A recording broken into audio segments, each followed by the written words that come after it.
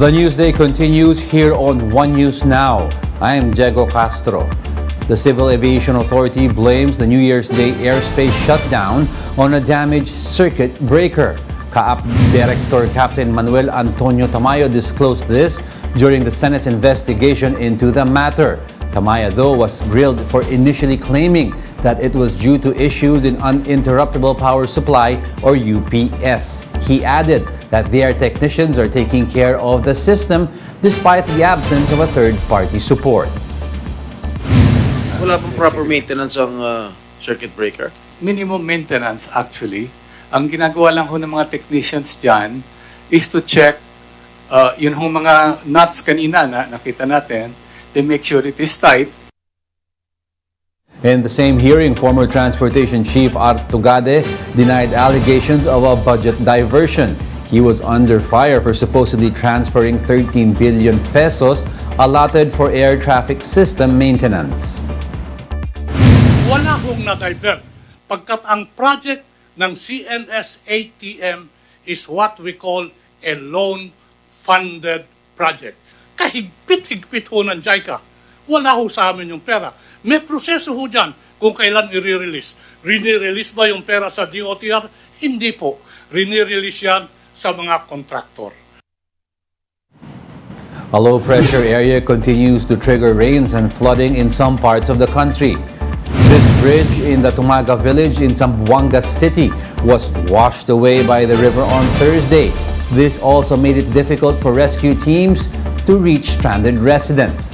The Samar provinces was also not spared, with some areas flooded for 2 to 3 days now. A state of calamity has been declared in Gandara Samar due to the flooding. The LPA was last spotted 140 kilometers east of Hinatuan, Surigao del Sur. It is expected to bring heavy with at times intense rains over eastern and central Visayas, as well as in Negros Occidental, Albay, Masbate, Sorsogon, and Catanduanes. We will be back with more stories after the break. Keep it here on One News.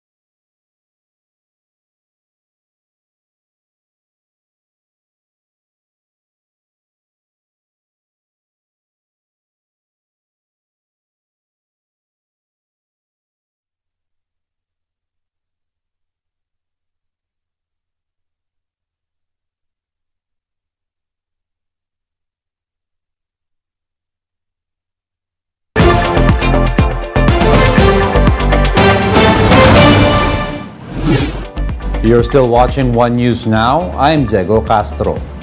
China maintains that its ex-2005 exploration agreement with Philippine and Vietnamese oil firms helped develop maritime cooperation.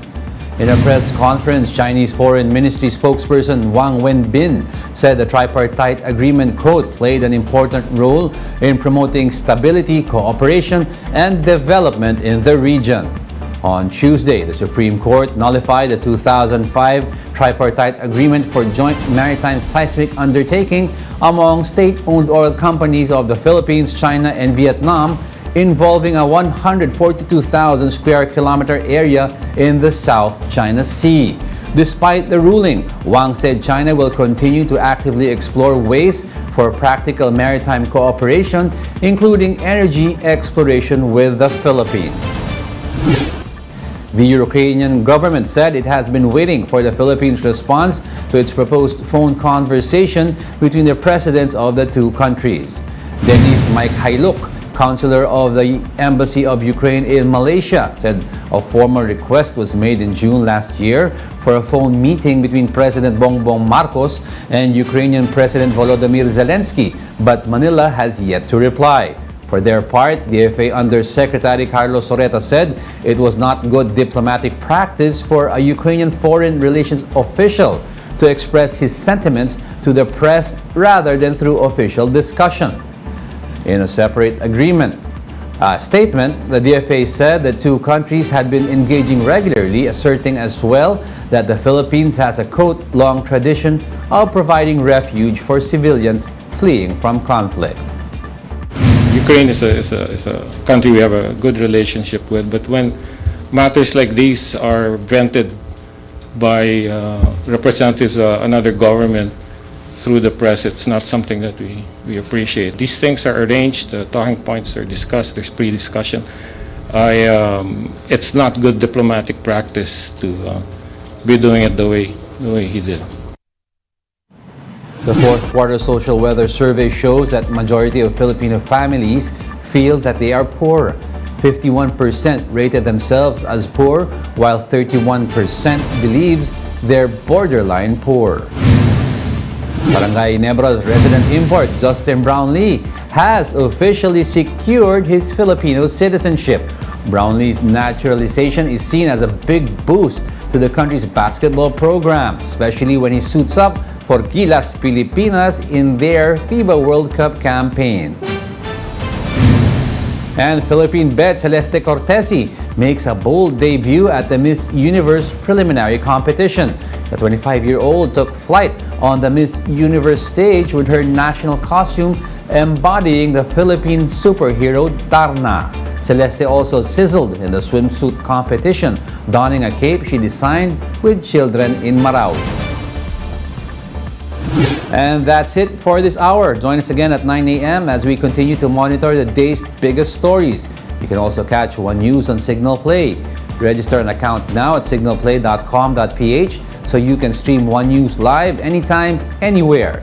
Coming right up is Agenda at 8 a.m. I'm Diego Castro. We are One News, all sides, all the time.